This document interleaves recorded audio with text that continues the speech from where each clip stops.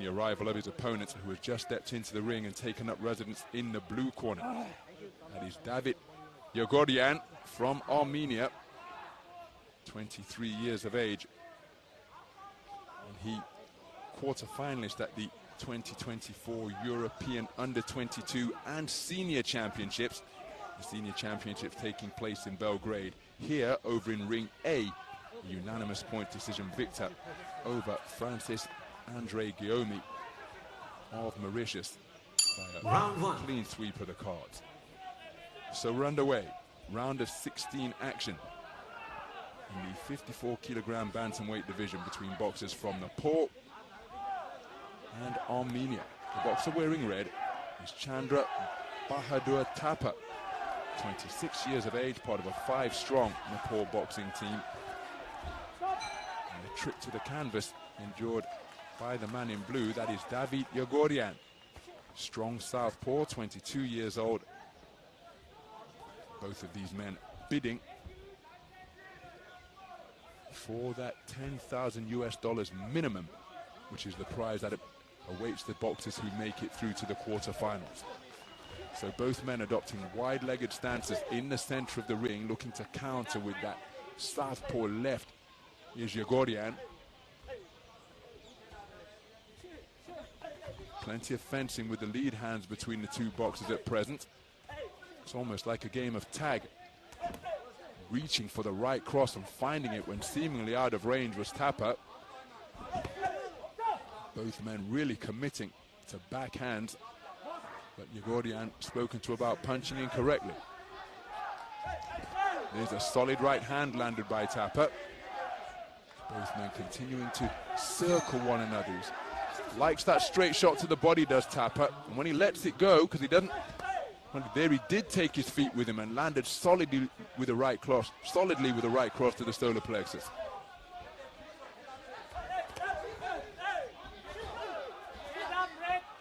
Uppercut turned underneath by Yegoryan while Thapa tried to keep the attack going.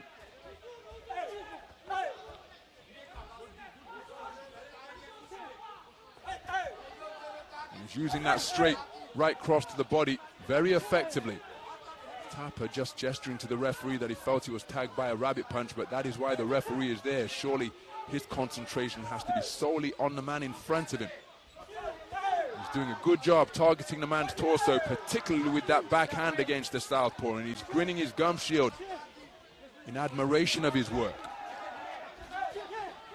So Yegoryan yet to find his range with the same consistency. With it being orthodox in southpaw, in many respects, it's as though they're boxing in a mirror. It's often a way that boxers train against the southpaw stance if they're an orthodox. Just work, because the reflection looking back at you will be of the southpaw stance if you're an orthodox boxer. And here, the southpaw has not yet found a range with the same consistency as his Nepalese opponent, who scored repeatedly with the right hand downstairs, and Yegoryan playing counter-puncher, but his timing and distance haven't been as effective as Thapa. First round in the book ended with a respectful tap of gloves, and I happen to think that the man in red has done enough to take it.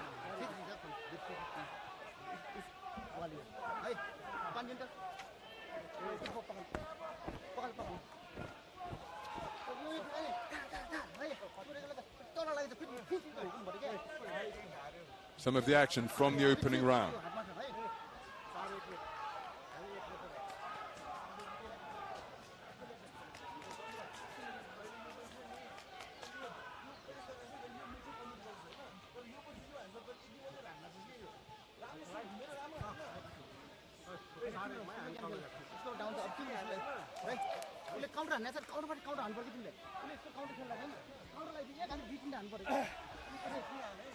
Seconds up. Well, I find those scorecards rather bewildering. I'm not quite sure how 4 judges could have scored Round 2 for Yegoryan, because to my mind he was scored upon repeatedly by that right cross to the body, and yet he has taken it for 4 of the 5 scoring judges, when from what I saw he didn't score upon the man anywhere near as consistently or as effectively as the man in red. And look at the change of tactics that has brought about now, because despite prevailing in what was a game of fistic tag up in the boxing ring by scoring with repeated right crosses to the body against the southpaw in blue. 4 judges have scored for Yegoryan, and now credit to him because Thapa and the corner have had to change tactics, and he's got to operate with a different approach, and that could well play right into the wheelhouse of a counter-puncher like Yegoryan. But I do find those first round scores rather bewildering.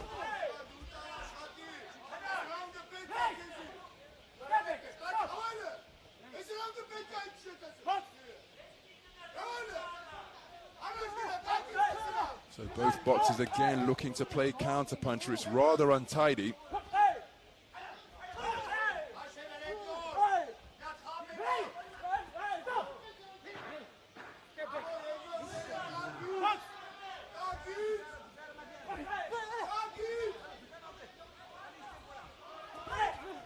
Heads coming together on the inside in this battle between orthodox and southpaw. It's rather untidy.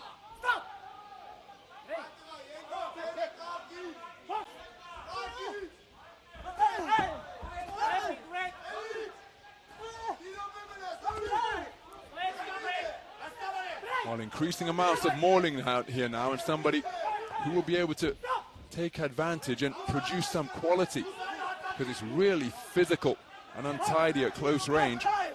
And again, so committed to the initial phase of attack that in the event that it's off the mark, the two men find themselves on the chest of one another.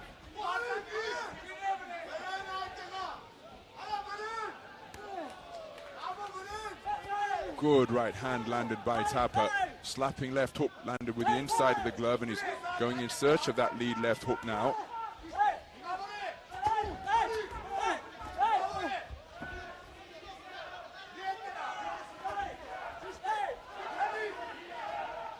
Again, the accuracy has to be increased here.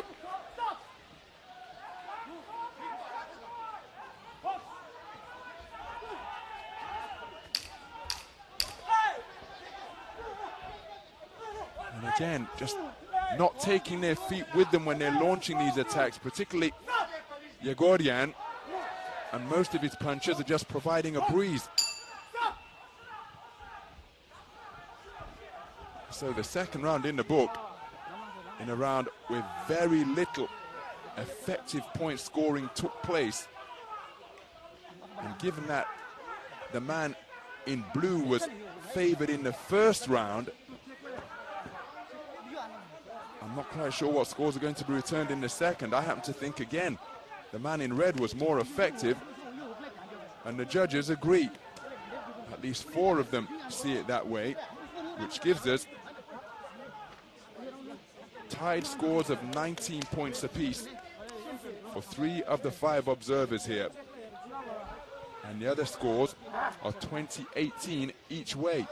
So we have a deadlock on the scorecards going into the final round. Quite frankly, I don't think it should be that way, but that's how it is.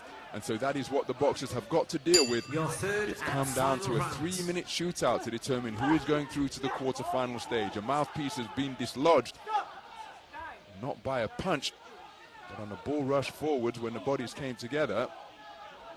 Thapa's mouthpiece is just evading everybody at the moment, like a game of Where's Waldo. Camouflaged against the canvas of the boxing ring.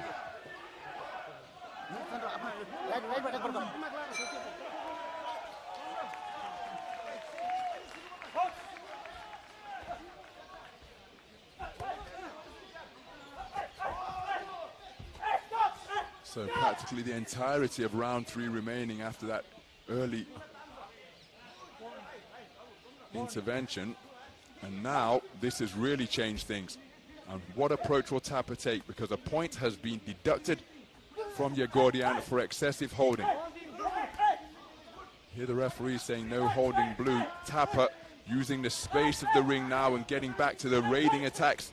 Not with the accuracy they showed in round 1, but the tactics that he showed in round 1. Mouthpiece has come out again, and it's, oh my goodness, is Thapa's mouthpiece once more.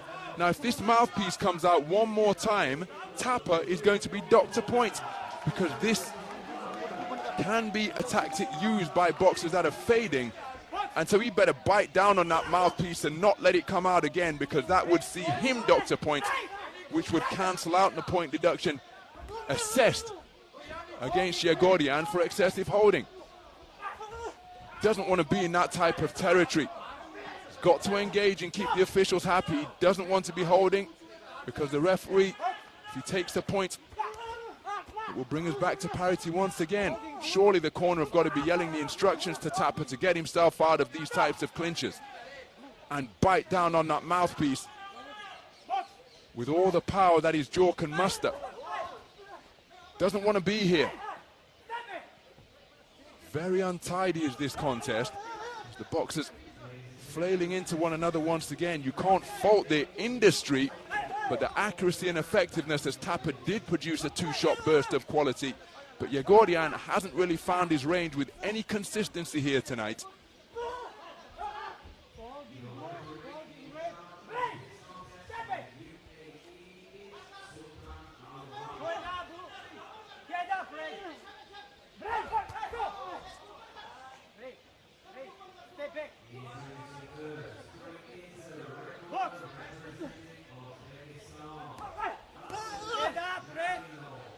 So again, the grappling on the inside continues.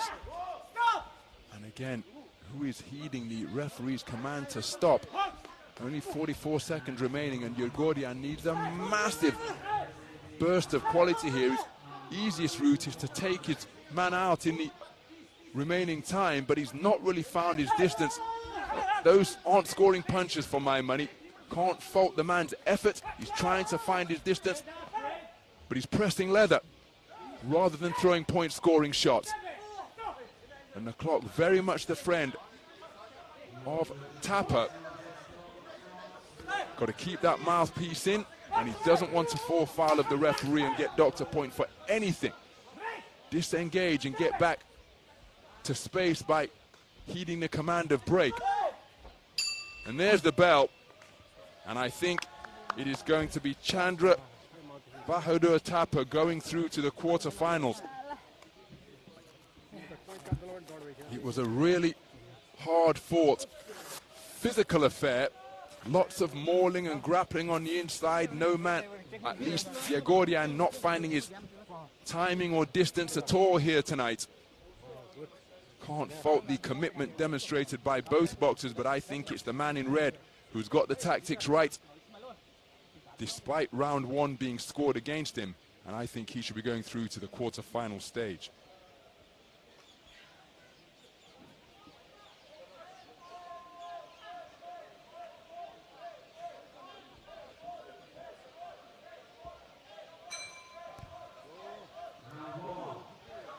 Ladies and gentlemen, on ring B, your winner by split decision. In the red corner, representing Nepal, Chandra Bahadur Thapa. So Chandra Bahadur Thapa goes through to the quarterfinal stage with a 4-0 split decision victory, taking the final round unanimously, if you consider those scores. In a moment of silent introspection for the man in red. He's $10,000 richer. He's through to the quarterfinal stage and remains in contention for the medal stages. Davit Yegoryan not able to get his timing or his distance tonight, and I can tell you that to the right of my commentary position, his coach giving him some words of encouragement, but was also almost questioning why that was the case. But this is the sport of boxing, and not able to get it going here to this evening, as evidenced by those replays. That was the gesture the coach was making, as if asking, why are you throwing your shots like that? Whereas the little cameos of quality came from Thapa, and he goes through to the quarterfinal stage. He knew immediately before the verdicts were announced.